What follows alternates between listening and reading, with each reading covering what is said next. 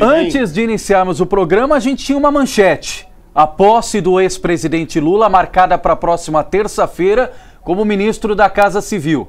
Mas parece que agora a manchete já caiu. Caiu. Vazou um áudio de uma conversa entre Lula e Dilma Rousseff, autorizada a interceptação telefônica e autorizada a divulgação, nada mais, nada menos, pelo juiz que comanda as investigações da Operação Lava Jato, o senhor Sérgio Moro, né, Leandro? Exatamente. A conversa, aliás, é feita inclusive no dia de hoje. Nós temos relato aqui agora do portal de notícias G1, informação atualizada.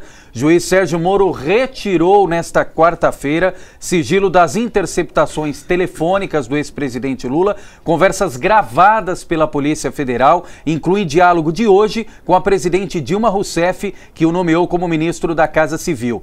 No despacho em que libera esta gravação, Sérgio Moro afirma que, pelo teor dos diálogos degravados, constata-se que o ex-presidente Lula já sabia, já tinha conhecimento, ou pelo menos desconfiava de que estaria sendo interceptado pela Polícia Federal, comprometendo a espontaneidade e também a credibilidade de diversos diálogos. Inclusive, Anderson, neste mesmo encaminhamento, o juiz Sérgio Moro diz que o presidente ou ex-presidente Lula tinha ciência prévia, inclusive, da 24ª fase da Operação Lava Jato, que foi potencializada em São Bernardo do Campo, na residência de Lula, na Prestes Maia. Aliás, que semana, hein, meus amigos? Semana que começou com as manifestações, as maiores da história do país, no último domingo, com mais de 2 milhões de pessoas na Avenida Paulista, fora algumas manifestações ocorridas em outros municípios, para que o nosso telespectador possa ter uma noção do tamanho disso, a repercussão de tudo isso, os acontecimentos se sobrepõem. E eu queria até aproveitar, antes que a gente entre no assunto dívida de São Caetano, que é o nosso principal tema hoje aqui no Café com Fatos, ouvir um pouco das impressões dos nossos convidados sobre esse momento que o país vive. E eu queria começar exatamente com o advogado Éder Xavier, que tem o conhecimento, tem o cabedal jurídico e teve a oportunidade, inclusive, de produzir uma peça relacionada ao impeachment da presidente Dilma Rousseff, tema que está aí em alta para ser discutido. Doutor Éder, como é que o senhor avalia todos esses acontecimentos, o dia de hoje, as últimas notícias, que impacto isso traz para o cidadão, para quem nos assiste nesse momento, para o cidadão do Brasil? Olha, Anderson, Leandro, circunstantes, absurdo, absurdo, absurdo. A quadra pela qual o país passa é de uma gravidade nunca conhecida neste país. Olha, imagine, o Congresso Nacional, a Câmara Federal e o Senado estão em pé de guerra. Agora, estão em pé de guerra para o quê? O senhor Cunha e o senhor do Senado, Renan Calheiros. Eles estão defendendo alguma tese de interesse do povo, da população? Não. Cada um deles, o Renan e o Cunha, estão querendo usar o Congresso para se proteger de coisas do tipo petrolão, mensalão, etc, etc. Então, ainda vem para corroborar esse estado de degradação total, até mesmo do valor das instituições, vem essa notícia de hoje. Que o cidadão, ele é cidadão comum, ele não tem nem o foro privilegiado.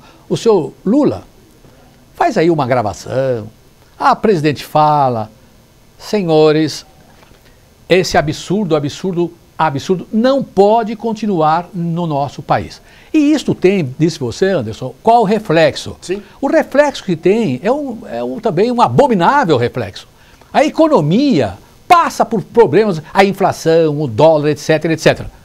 E aí você precisaria ter um fato no Brasil que encerrasse esse período de desgraça administrativa para que pudesse alentar uma esperança para que todos, a sociedade, o conjunto da sociedade, viesse encontrar juntos, unidos, a tal da esperança e realizar aquilo que o Brasil precisa. Encerrar este período e iniciar um outro período que possa haver as forças unidas e não o Congresso, a Câmara contra o Senado, o Senado contra a Câmara, o Poder Executivo, o Legislativo, o Judiciário, judicializando as ações do Legislativo. Então, absurdo, absurdo, absurdo. Então, isso vai depender da solução disso, do posicionamento do povo, assim como aconteceu no domingo. Mas Por exemplo, agora, olha, se o Lula for ministro, nós vamos parar o país. Sem o povo, em São Caetano do Sul, em São Paulo e no Brasil, sem a participação do povo, nada irá acontecer. Ou se acontecer, é pior, cada vez pior, e aí se torna um absurdo, absurdo, absurdo o tempo todo. Quero dizer mais uma última coisa aqui nessa intervenção. Nós vamos tratar nesse programa da dívida de São Caetano do Sul. Eu queria perguntar para o senhor Lula, ô senhor Lula, o senhor não tem dívida nenhuma com a classe trabalhadora?